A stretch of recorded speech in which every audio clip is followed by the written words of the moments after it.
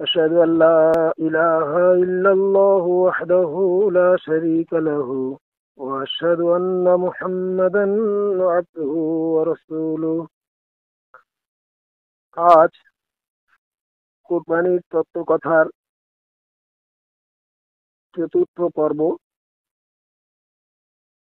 তো এই পর্বে আপনাদের সম্মুখে কুরবানি বিষয়ের উপরে পবিত্র কোরআন ও হাদিস থেকে বর্ণনা হবে।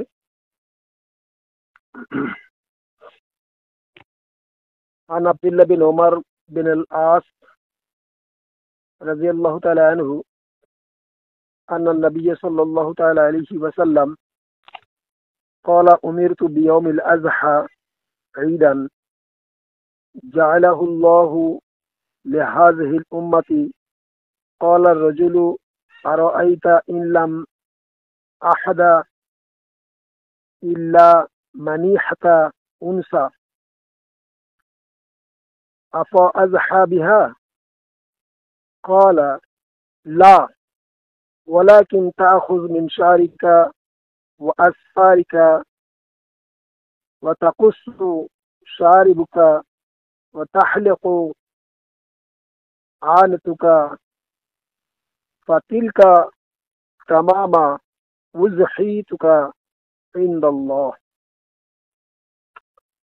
অর্থাৎ হযরত আব্দুল্লাহ বিন ওমর বিন আস রাদিয়াল্লাহু তাআলা আনহু থেকে বর্ণিত, হযরত নবী করিম সাল্লাল্লাহু তাআলা আলাইহি ওয়াসাল্লাম বলেন, ইয়াউমুল আযহার দিনে আমাকে ঈদ করার নির্দেশ দেওয়া হয়েছে এবং আল্লাহ তাআলা এই উম্মতদের জন্য নির্ধারণ করেছেন।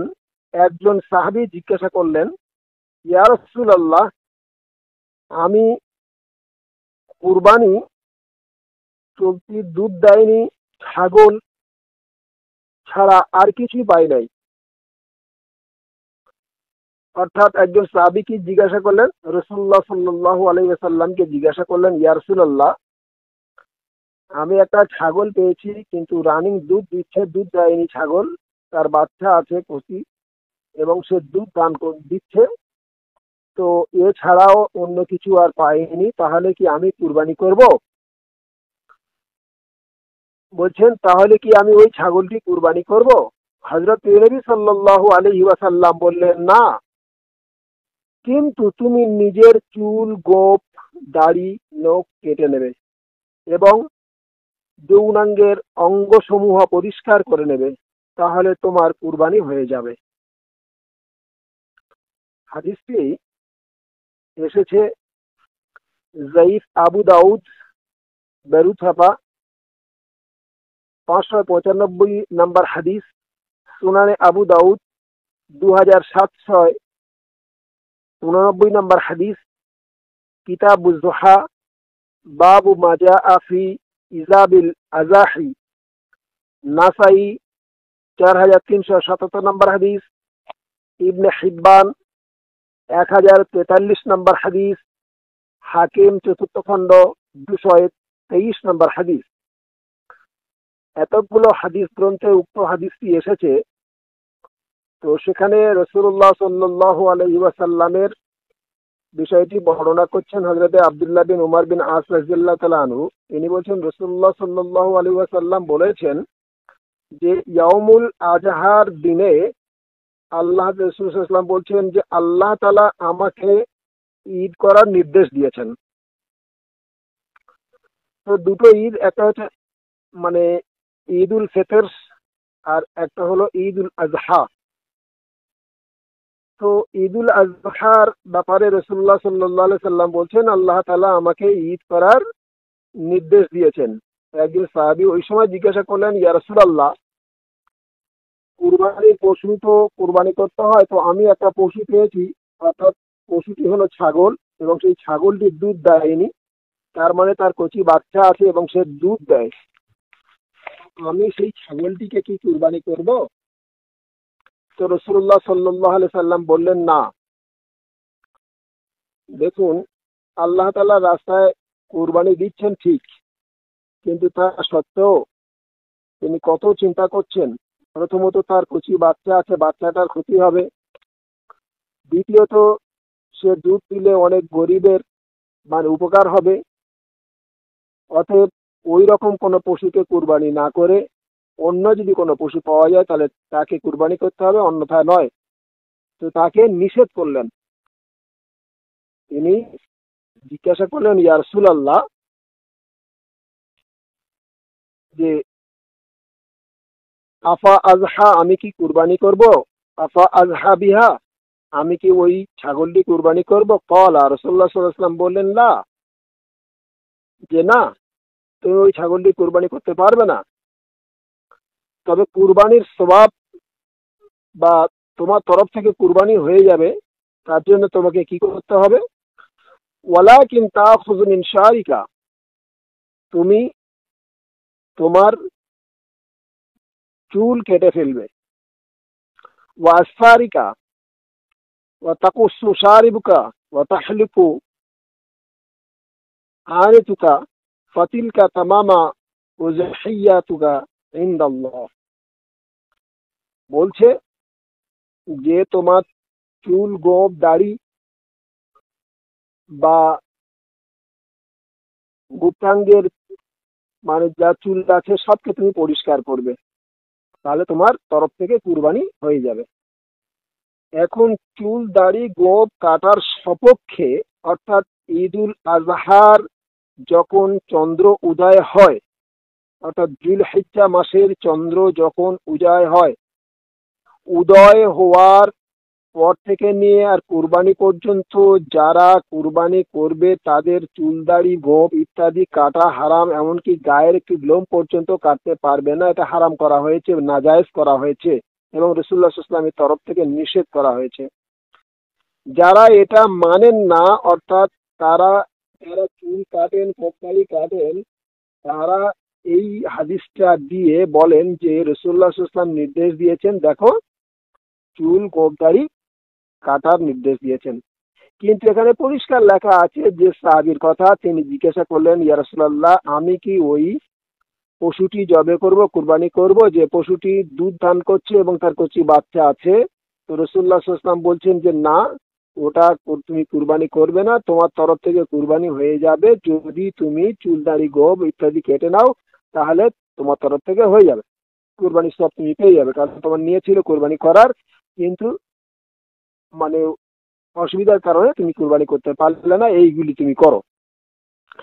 তো যিনি কুরবানি করেননি বা করেন না বা করবেন না, তিনি চুল, দাড়ি, গোঁফ কাটতে পারবেন। কিন্তু যিনি মানে করবেন, কুরবানি করবেন, তিনি চুল, দাড়ি, গোঁফ কাটতে পারবেন না, এটা নিষেধ। তথাপিও এই হাদিসটি বর্ণনা হয়েছে সর্বপ্রথম আবু দাউদ শরীফে এবং আবু দাউদের হাদিসটি জয়ীফ। আমলিয়াতের দিক দিয়ে যদিও সেটা নেওয়া যেতে পারে, কিন্তু যদি আরো অন্যান্য হাদিস এসেছে যার কারণে, তো সেটা কুরবানির কারণে ওয়ালার জন্য নয়, এই হাদিসটি কুরবানি না কারণে ওয়ালার জন্য। শেখ নাসরুদ্দিন আলবানী সাহেব এই হাদিসকে জয়ীফ বলেছেন, তবে অন্যান্যদের মতে হাদিসটি কিন্তু হাসান হওয়ার যোগ্যতা রাখে। এবারে আসবো সুমহান পবিত্রময় আল্লাহ বলেন আইয়ামে তাশরিকের ব্যাপারে। সুমহান পবিত্রময় আল্লাহ তাআলা বলেন, ওয়াসকুরুল্লাহ ফি আইয়ামিন মা'দুদাত ফামান তাআজ্জালা ফি ইয়াওমাইনি ফালা ইসমা আলাইহি ওয়া মান তাআখারা ফালা ইসমা আলাইহি লিমান ইত্তাকা ওয়াত্তাকুল্লাহা ওয়া'লামু আন্নাকুম ইলাইহি তুহশারুন। ওয়াসকুরুল্লাহ ফি আইয়ামিন মা'দুদাত, আল্লাহ তাআলা বলেন তোমরা আল্লাহ তাআলাকে স্মরণ করে বা স্মরণ করো, কিন্তু যে ব্যক্তি মানে নির্দিষ্ট দিনগুলির মধ্যে, অর্থাৎ এই নির্ধারিত দিনগুলিতে তোমরা আল্লাহ তাআলাকে স্মরণ করো। আইয়ামা মাদুদাত, এই নির্ধারিত দিনগুলিতে তোমরা আল্লাহ তাআলাকে বেশি স্মরণ করো। ফামান তাআজ্জালা ফি ইয়াওমাইনি ফালা ইসমা আলাইহি, কিন্তু যে ব্যক্তি তাড়াতাড়ি করে, অর্থাৎ 2 দিনের মধ্যেই ফিরিয়া যাইতে চায়, তাহলে তার উপর কোনো পাপ বর্তিবে না। ওয়ামান তাআখারা ফালা ইসমা আলাইহি, এবং যে যদি কেউ বিলম্ব করে তাহলেও তার উপরে কোনো পাপ পাপ বর্তিবে না, অর্থাৎ গুনাহ হবে না। ওয়ালিমানি তাকা, ওই ব্যক্তির জন্য যে তাকওয়া অবলম্বন করে। ওয়াত্তাকুল্লাহ, জেনে রেখে দিও নিশ্চয়ই তোমাদের সকলকে আল্লাহ তাআলা মুত্তাকিকে ভালোবাসে, এবং জেনে রেখে দিও আন্নাকুম ইলাইহি তুহশারুন, তোমাদের সকলকে আল্লাহ তাআলার সম্মুখে হাজির হতে হবে, উপস্থিত হতে হবে। তো এখানে দুটি মসলা বের হয়। আইয়ামে তাশরিক নিয়ে অনেকের মধ্যে মতভেদ আছে, কারণ ঝগড়াকারী মৌলবীদের মধ্যে স্বাভাবিক সবসময়ের জন্য মতভেদ হয়। একজন একটা ব্যাখ্যা দিলে আরেকজন সেটাকে ভুল ধরে আরেকটা ব্যাখ্যা দেয়, একটা ফতোয়া দিলে আরেকজন সেটাকে ভুল ধরে তার অন্য রকমের ফতোয়া দেয়, নিজেদের জাস্ট নাম স্বার্থ সিদ্ধির জন্য, নিজেদের নাম বড় করার জন্য এই ধরনের ফতোয়াবাজি করে। তো একটু নতুনত্ব ব্যাখ্যা দিতে পারলে সে মনে করে যে আমি কত বড় আলেম হয়ে গিয়েছি। তো যাই হোক, তো এখানে দুটি মসলা পরিষ্কার হয়ে গিয়েছে। একটা, আইয়ামে তাশরিক অর্থাৎ ইয়াউমুন নাহার 9 তারিখের দিন থেকে আর জিলহিজ্জা মাসের 13 তারিখ দিন পর্যন্ত, এই যে 4 দিন, দুদিন যদি কেউ আইয়ামে তাশরিক অর্থাৎ তাকবীর পড়ে তারপরে যদি বাদ দেয় তো তাহলে তার উপরে কোনো পাপ হবে না। আবার 2 দিন যদি বাড়িয়ে দেয়, যে পুরো 4 দিন কেউ পড়ে, তাহলে তার উপরেও পাপ হবে না। আবার বাড়তির দিক দিয়ে দেখা গেল, যদি জিলহিজ্জা মাসের শুরু থেকে নিয়ে আর ইয়াউমুত তাশরিক বা ইয়াউমুল মাদুদাত যে ডেট রয়েছে আইয়ামে তাশরিকের, অর্থাৎ ঈদুল আজহার আরো 3 দিন পর পর্যন্ত যদি কেউ তাকবীর পড়ে তাহলে তাদের পাপ হবে না, বরং তাকওয়ার ক্ষেত্রে অনেক সুবিধা হবে। এবারে আসবো উক্ত পবিত্র কোরআনের আয়াতে সাহাবীরা কোনো তাফসীর করেছেন কি না। কেন করুন, আলেমদের তাফসীরের কথা আমি বলছি না, কোনো মৌলবীদের তাফসীরের কথা বলছি না, সাহাবীরা কোনো তাফসীর করেছেন কি না। উক্ত আয়াতের তাফসীরে হযরত ইবনে আব্বাস রাদিয়াল্লাহু তাআলা আনহু মুফাসসিরে কোরআন বলা হয়। বিখ্যাত সাহাবা মুফাসসিরে কোরআন হযরত ইবনে আব্বাস রাদিয়াল্লাহু তাআলা আনহু বলেন,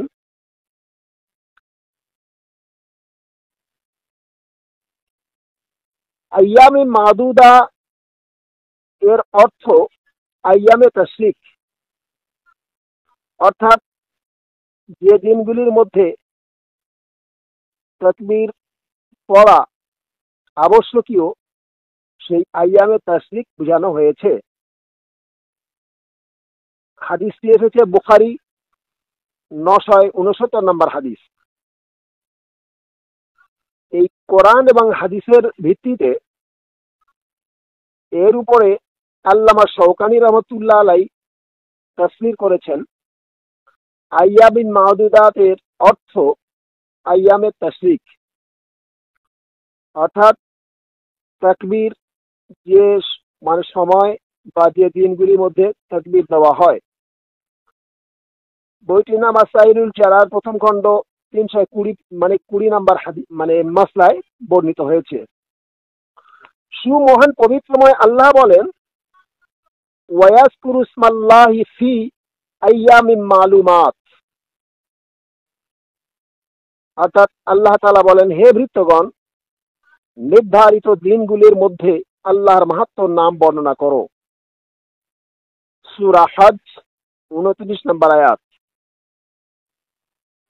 এখানেও বলা হয়েছে, ওখানে যেমন আইয়ামি মাদুদাত নির্ধারিত দিন, এখানে আইয়ামি মালুমাত, অর্থাৎ যে নির্ধারিত দিনগুলি তোমাদের জানা আছে, যে দিনগুলিতে তাকবীর দেওয়া হয়, অর্থাৎ সেটা জানানো হয়েছে বা জানা আছে, ওই একই অর্থ। তো শব্দ আলাদা করে আল্লাহ তাআলা এখানে বলেছেন। এই আয়াতের তাফসীর কিন্তু কোন সাহাবী করেছেন সেটাও আপনাদের সম্মুখে তুলে ধরছি। মুফাসসিরে কোরআন হযরত ইবনে আব্বাস রাদিয়াল্লাহু তাআলা আনহু উক্ত আয়াতের তাফসীর করে বলেন, যে আইয়ামি মালুমাতের অর্থ আশারা জুলহিজ্জা অর্থাৎ জুলহিজ্জা মাসের চন্দ্র উদয় থেকে ইয়াউমুল আজহা অর্থাৎ কুরবানির দিন পর্যন্ত এই 10 দিন কে আইয়ামে মালুমাত বলে বা আইয়ামে মানে আশারা বলে। বুখারী 969 নম্বর হাদিস। আরেকটি বিষয় বলে রাখি তা এই যে আইয়ামে তাশরিক অর্থাৎ কুরবানির চতুর্থ দিন মানে 4 দিন ইহার মধ্যে শামিল, অর্থাৎ আইয়ামে মালুমাতের মধ্যে আরো ওই যে 4 দিন ও শামিল, যেটা বলা হয়েছে পবিত্র কোরআনে চন্দ্র মাসের উদয় থেকে নিয়ে মানে যুলহিজ্জা মাসের চন্দ্র উদয় থেকে নিয়ে শুরু করে আর আইয়ামে তাশরিক শেষ দিন পর্যন্ত, ওইটা হচ্ছে আইয়ামে তাশরিক বা আইয়ামে মালুমাত। এই যে আইয়ামে তাশরিক অর্থাৎ কুরবানির 4 দিন এর মধ্যে শামিল করা হয়েছে, বিখ্যাত সাহাবা হযরত মুফতি আব্দুল্লাহ বিন ওমর রাদিয়াল্লাহু তাআলা আনহু বর্ণনা করেন যে হযরত রাসূলুল্লাহ সাল্লাল্লাহু আলাইহি ওয়াসাল্লাম বলেন, মা মিন আইয়ামিন আযমু ইনদাল্লাহ সুবহানাহু ওয়ালা উহিব্বা ইলাইহি ওয়ালা উহিব্বু ইলাইহিল আমালু ফীহিন্না মিন হাযিহিল আইয়ামিল আশরা ফাআকসারু ফীহিন্না মিন আত-তাহলিলি ওয়াত তাকবীরি ওয়াত তাহমিদ। অর্থাৎ পুরো বছরের মধ্যে আল্লাহ তাআলার নিকট সর্বোত্তম এবং অতি পছন্দনীয় দিন হলো ইয়াউমুল আশার অর্থাৎ যুলহিজ্জা মাসের এই 10 দিন।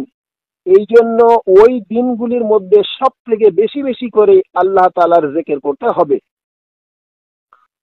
পবিত্র কোরআনের নির্দেশ অনুযায়ী এই যে তাকবীর দেওয়া হয় আল্লাহু আকবার লা ইলাহা ইল্লাল্লাহু আল্লাহু আকবার ওয়ালিল্লাহিল হামদ, যুলহিজ্জা মাসের চন্দ্র উদয় থেকে নিয়ে ওই দিন থেকে শুরু করে মানে তাকবীর দেওয়া উত্তম বা তাকবীর দেওয়া ভালো, যেটা কোরআন শরীফে আল্লাহ তাআলা বর্ণনা করেছেন।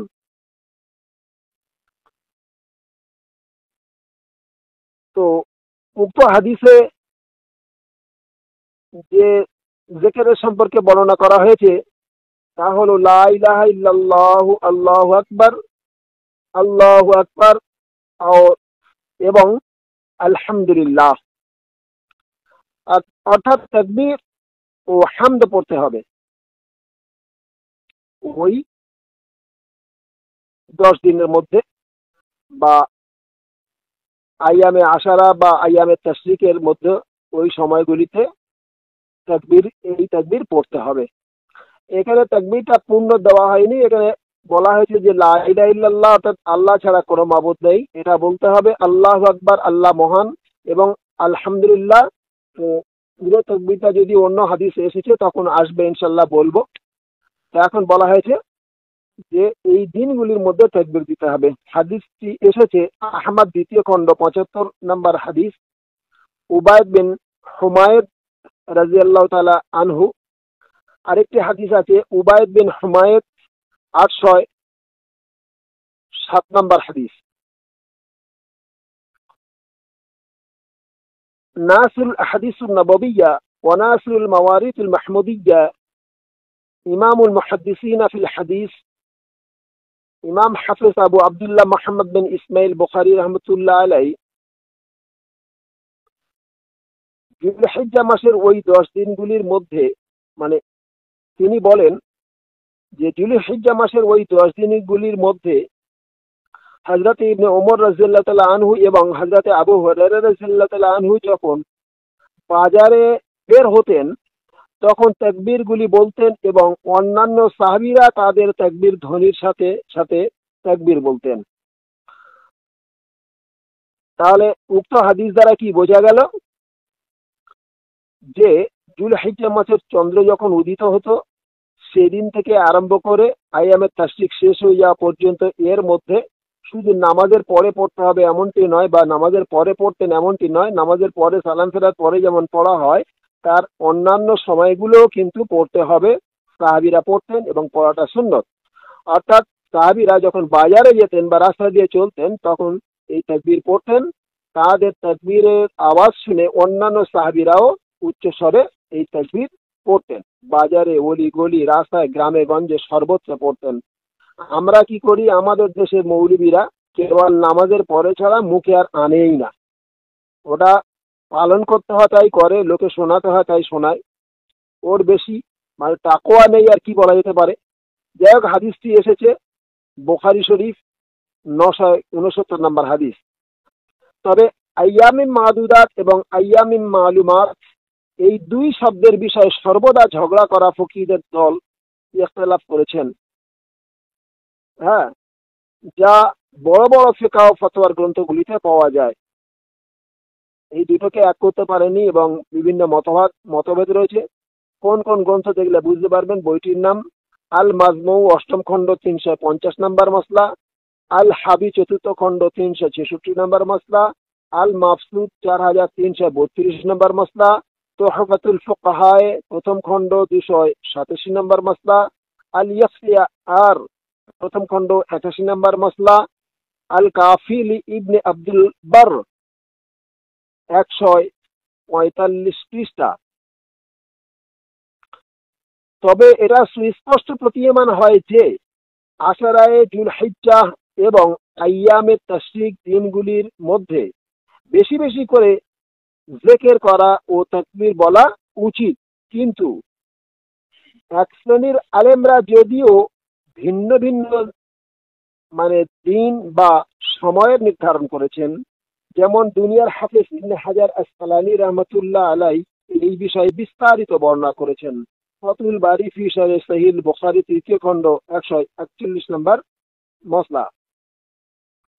তো এখানে ইবনে হাজার আসকালানী রহমতুল্লাহ আলাই উক্ত এতে খুব বিস্তারিত বর্ণনা করেছেন উক্ত বইতে, যে কারা কারা কি দ্বিমত করেছেন, কোন আলেমরা আইয়ামে তাশরিক, আইয়ামে মালুমাত বা ইয়াউমুল আশার ইত্যাদি ইত্যাদি সম্পর্কে কোন কোন ফকিহগণ, কোন কোন আলেমগণ কি দ্বিমত করেছেন উনি বিস্তারিত বর্ণনা করেছেন।